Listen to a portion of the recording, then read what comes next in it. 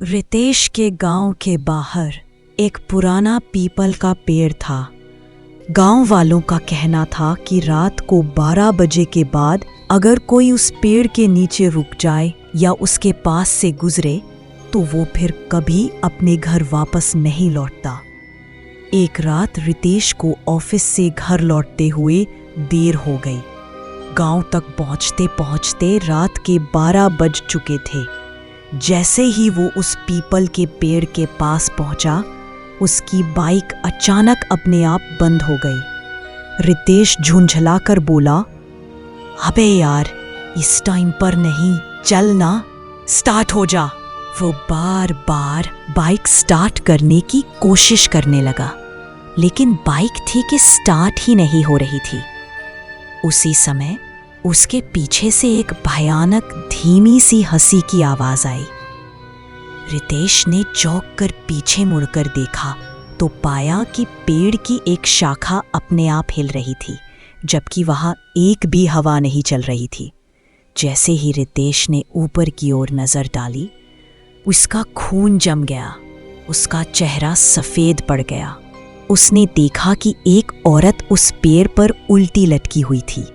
उसने सफेद साड़ी पहन रखी थी, उसके बाल बिखरे और उलझे हुए थे, पैर भी उल्टे थे, आंखें भी, और अब उसने अपनी गर्दन को भी उल्टा मोड़कर रितेश की तरफ देखा। भयानक स्वर में वो बोली, तू यहाँ क्यों रुका है? तुझे नहीं पता क्या? रात को 12 बजे के बाद यहाँ कोई नहीं रुकता। यह कहकर उसने रितेश के मुंह को अपने दोनों हाथों से पकड़ लिया और उसे ऊपर खींच लिया। सुबह होते ही लोगों ने देखा रितेश की बाइक उस पेड़ के नीचे खड़ी थी, पर रितेश कहीं नहीं था। वो भी अब उन्हीं कहानियों में शामिल हो चुका था जो गांव वाले हर रात एक दूसरे को डराने के लिए सुनाया करते थे। राहुल अपने गांव से दूर शहर पढ़ाई करने के लिए आया था। उसे एक हॉस्टल में कमरा नंबर 13 दिया गया। पहले दिन सब कुछ ठीक ठाक था, लेकिन उसी रात आधी रात को जब वह अपने फोन पर कुछ देख रहा था, तभी अचानक फोन की स्क्रीन पर एक अंधजला चेहरा दिखाई दिया। राहुल डर गया और घबराकर फोन को दूर रख दिया और सोने की कोशिश करने लगा। अगली रात भी आधी रात को उसकी अलमारी के अंदर से अजीब सी आवाजें आने लगी, जैसे कोई अंदर से अलमारी का दरवाजा खटखटा रहा हो। डरते डरते राहुल ने अलमारी खोली तो देखा कि उसमें एक बैटरी वाला टॉय था, एक टेडी बियर। उसी में से आवाज आ रही थी, मेरे खिलौने मुझे वापस दो। राहुल ने डरकर उस टेडी बियर की बैटरी निकाल दी और उसे बंद करके अलमारी में वापस रख दिया। सोचा कि सुबह वार्डन को दे देगा, लेकिन जब सुबह उसने अलमारी खोली, टेडी बियर वहां से गायब था। उसी रात फिर से आधी रात को वही खटखटाने की आवाज आई। राहुल नींद से उठा और डरते हुए अलमारी खोली। तभी वहां टेडी बियर अपने आप अलमारी से उतरकर जमीन पर गिरा और रेंगने लगा। राहुल घबराकर अपने बिस्तर पर चढ़ गया। उसने देखा वो टेडी बियर खून से लथपथ था। राहुल कुछ समझ ही नहीं पाया। तभी वो टेडी उसकी ओर रेंगने लगा। राहुल डर के मारे बेहोश हो गया। सुबह जब राहुल ने दरवाजा नहीं खोला तो हॉस्टल वालों ने दरवाजा तोड़ा। अंदर का नजारा देखकर सब सन्न रह गए। राहुल दीवार की ओर मुंह करके बैठा था और बड़बड़ा रहा था, मेरे खिलौने वापस दो, मेरे खिलौने वापस दो। वो अपने ही नाखूनों से दीवार पर उसी टेडी बियर की खून से तस्वीर बना रहा था। अपने ही शरीर का खून निकालकर राहुल को तुरंत पागल खाने भेज दिया गया और कमरा नंबर 13 हमेशा के लिए बंद कर दिया गया। रिया को पुरानी और एंटीक चीजें इकट्ठा करने का बहुत शौक था। इस बार वह एक एंटीक शॉप से एक सुंदर लेकिन रहस्यमय सा आईना खरीद कर लाई और उसे अपने कमरे में लगा दिया। उस रात जब रिया अपनी बिस्तर पर बैठी थी तो उसे ऐसा महसूस हुआ कि कोई उसे लगातार घूर रहा है। उसने जैसे ही आईने की तरफ देखा तो उसे लगा कि उसका प्रतिबिंब बिना पलक झपकाए उसे देख रहा है। रिया ने आंखें झपकाई और उठकर आईने के पास गई। अब सब कुछ सामान्य लग रहा था। उसने खुद से कहा, शायद मैं बहुत थक गई हूँ, आज सो जाती हूँ। और वो सो गई। लेकिन अगली रात फिर वही अजीब एहसास हुआ। आधी रात को रिया की नींद खुल गई और वो फिर आईने के पास गई। इस बार उसने देखा कि उसका प्रतिबिंब अजीब डरावने ढंग से मुस्कुरा रहा था, जबकि रिया खुद बिल्कुल भी मुस्कुरा नहीं रही थी। अचानक आईने में रिया के प्रतिबिंब का चेहरा खून से भर गया। उसकी आंखें उलट गईं और उसके पीछे एक धुंधली सी परछाई दिखाई देने लगी। रिया ने तुरंत डर कर पीछे मुड़कर देखा, लेकिन वहां कोई नहीं था। उसी पल आईने में उसकी मां की परछाई दिखने लगी, जो कमरे में दाखिल होकर पुकार रही थी, रिया, रिया। रिया डर के मारे जम गई। वो समझ ही नहीं पा रही थी कि जो सामने है वो असली दुनिया है या आईने की कोई डरावनी परछाई। और फिर आईने में उसका ही एक डरावना प्रतिबिंब धीरे से मुस्कुराया। तभी रिया को एहसास हुआ, अगर आईने के बाहर उसकी माँ है और आईने में उसका अजीब प्रतिबिंब खड़ा है, तो असली रिया कहाँ है? रिया अब आईनों की उस रहस्यमयी दुनिया में कैद हो चुकी थी।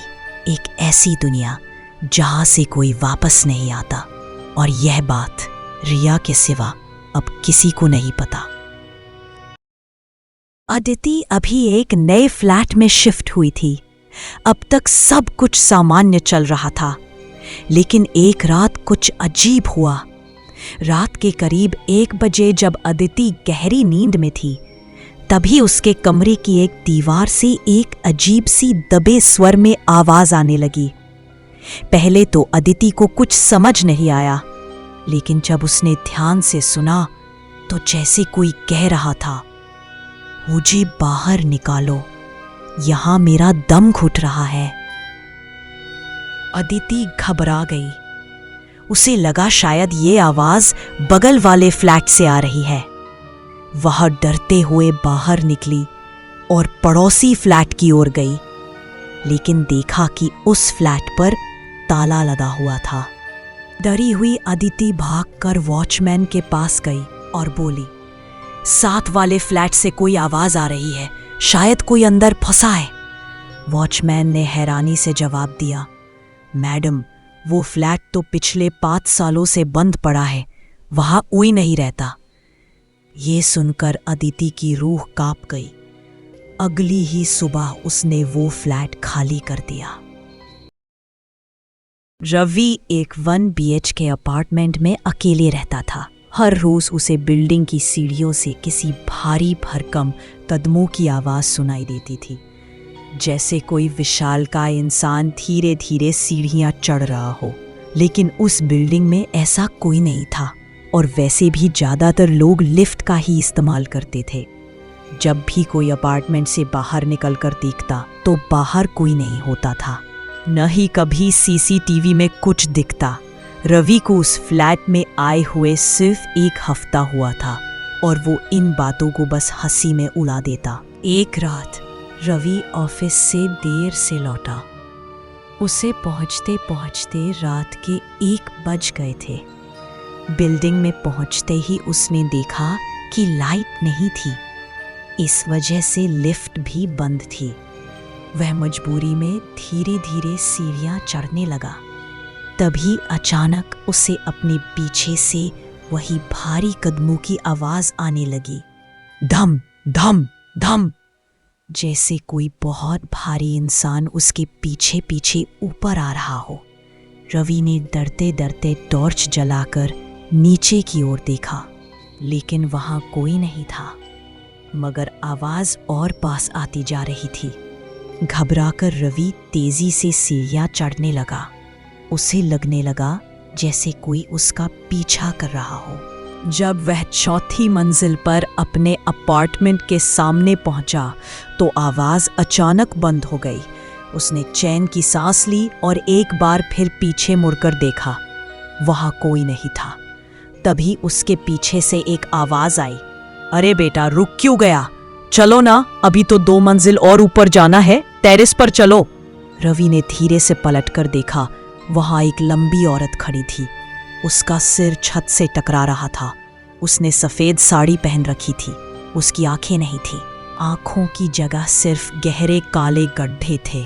उसके चेहरे पर एक डरावनी मुस्कान थी और उसका मुंह इतना खुला हुआ था कि दोनों पान तक फटा हुआ लग रहा था। अगली सुबह रवि कहीं नहीं मिला, बस उसका ऑफिस बैग और मोबाइल उसके अपार्टमेंट के दरवाजे के बाहर पड़े थे। रश्मि उस रात घर पर अकेली थी। उसके मम्मी पापा किसी काम से शहर से बाहर गए हुए थे। रश्मि का घर एक सुनसान इलाके में था, जहां आसपास घना जंगल फैला हुआ था। रात को रश्मि अपने कमरे में बिस्तर पर बैठी टीवी देख रही थी और साथ ही खाना खा रही थी। तभी अचानक उसकी बालकनी वाली खिड़की पर थक थक की आवाज आई। रश्मि चौंक गई। उसने डरते डरते पर्दा हटाकर बाहर झांका, लेकिन वहां कोई नहीं था।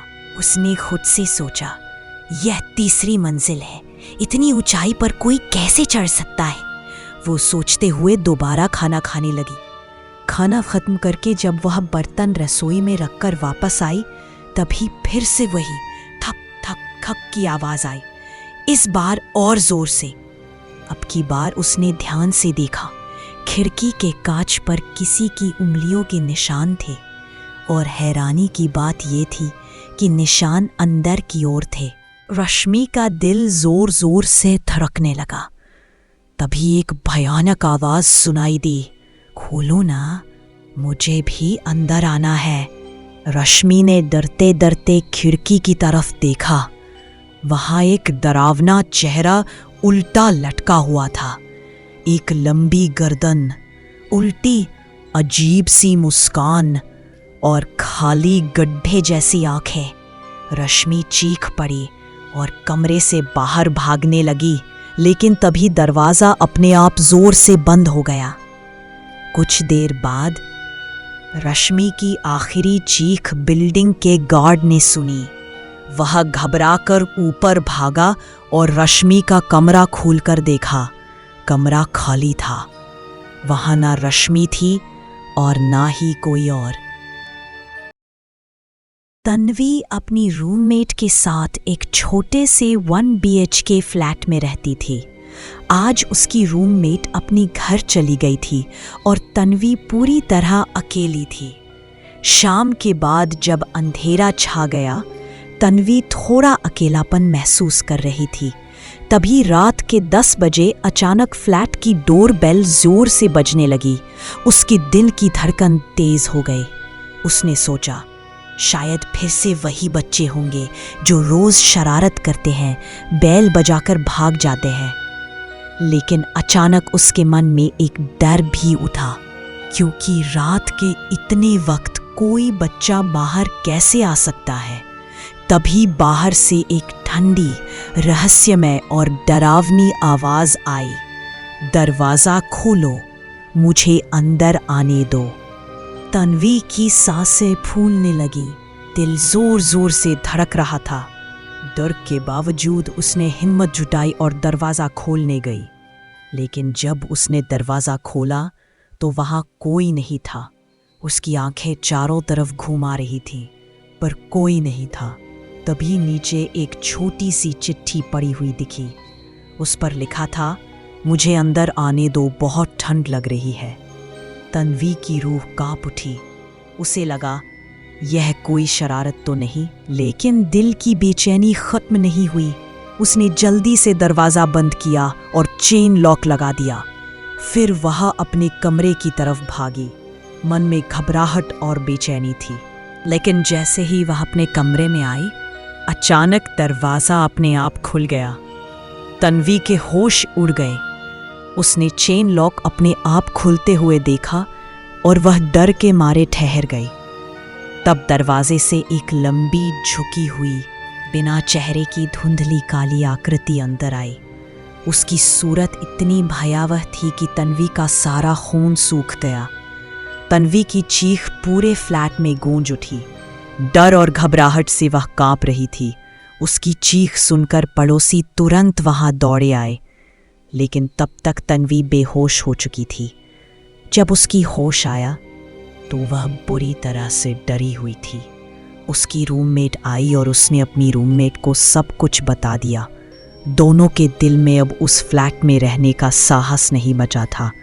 वे बिना देर किए अपना सारा सामान लेकर उस फ्लैट को छोड़कर चले गए।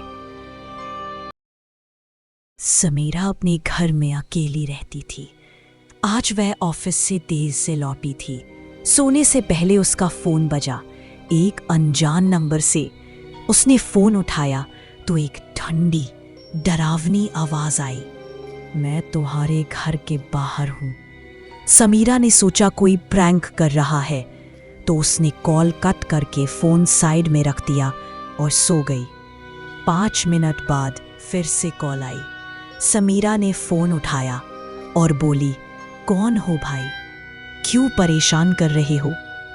फोन में से आवाज आई, मैं अब तुम्हारे घर के अंदर हूं। समीरा घबरा गई। पूरे घर की जांच की लेकिन वहां कोई नहीं था। वह फिर से सोने के लिए चली गई, लेकिन हर 5 मिनट बाद वही अनजान नंबर से कॉल आने लगी। जब भी वह कॉल कट करती, कॉल फिर से आ जाती। 5-6 बार ऐसा होने पर समीरा ने फोन स्विच ऑफ कर दिया और सो गई। लेकिन 10 मिनट बाद फिर से कॉल आई। अब समीरा बहुत ज्यादा डर गई। बोली, मैंने तो फोन स्विच ऑफ कर दिया था, तो ये कॉल कैसे आ रही है? उसने फोन नहीं उठाया, लेकिन कॉल अपने आप रिसीव हो गई और स्पीकर फोन ऑन हो गया। फोन के अंदर से आवाज आई, अब मैं तुम्हारे पीछे हूं, पीछे देखो। समीरा का खून सूख गया। डर के मारे उसने धीरे धीरे पीछे देखा। उसके पीछे बिस्तर पर एक काली परछाई बैठी हुई थी। अगली सुबह जब वह ऑफिस नहीं गई तो उसकी एक सहकर्मी ने उसे कॉल किया, लेकिन फोन स्विच ऑफ था। जब वह उसके घर गई तो घर अंदर से बंद था। उसने पुलिस को बुलाया। पुलिस ने दरवाजा तोड़कर अंदर घुसी तो देखा कि समीरा की लाश उसके कमरे में उसके बिस्तर पर पड़ी थी। उसका चेहरा सफेद था, आंखें खुली थी। पोस्टमार्टम रिपोर्ट में पता चला कि समीरा की मौत अचानक डर जाने की वजह से हार्ट अटैक से हुई थी। अंजलि आज ऑफिस से लेट घर आई थी। वह अपनी बिल्डिंग की लिफ्ट में घुसी और तीसरे फ्लोर का बटन दबाया। लिफ्ट चलने लगी, लेकिन जब लिफ्ट तीसरे फ्लोर पर पहुंची तो रुकने की बजाय वह सीधे 7वें फ्लोर तक चली गई। अचानक लिफ्ट की लाइटें ब्लिंक करने लगी। अंजलि ने मिरर में देखा तो उसके पीछे एक डरावनी औरत दिखाई दी। वह घबराकर पीछे मुड़ी, लेकिन वहां कोई नहीं था। लिफ्ट फिर से चल पड़ी और इस बार 5वें फ्लोर पर रुकी। जब दरवाजा खुला तो ठंडी सी हवा अंदर आई। डर के मारे अंजलि तुरंत लिफ्ट से बाहर निकल गई। तभी उसे लिफ्ट के अंदर से आवाज आई, अरे कहाँ जा रही हो? तुम तो तीसरे फ्लोर पर रहती हो ना? अंजलि ने पीछे मुड़कर देखा तो वह डरावनी औरत वहीं खड़ी थी। बिना सोचे समझे वह वहां से भाग गई। नीचे उतरकर अपने फ्लोर तक पहुंची और सीधे अपने फ्लैट में चली गई। उस दिन के बाद अंजलि कभी भी अकेली रात में उस लिफ्ट का इस्तेमाल नहीं करती।